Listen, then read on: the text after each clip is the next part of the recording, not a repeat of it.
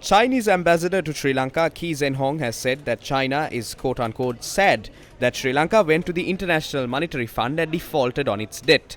Economy Next reported that speaking to a selected group of journalists, the Chinese ambassador has said that China is watching the island nation's negotiations with the Washington-based lender. Ambassador Kee told reporters, and I quote, "China has done its best to help Sri Lanka not to default, but sadly they went to the IMF and decided to default," unquote. He said, quote, "The debt restructuring definitely will have an impact on future bilateral loans," unquote. Ambassador Kee said in March that China was considering a request for $1.5 billion in buyer's credit and another $1 billion loan.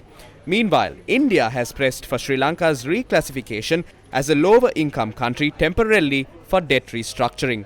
Indian Finance Minister Nirmala Sitharaman, speaking at the meeting of the Board of Governors of the International Monetary Fund, is of the stance that reclassification will help the country get more multilateral help to tide over the unprecedented financial crisis it is facing.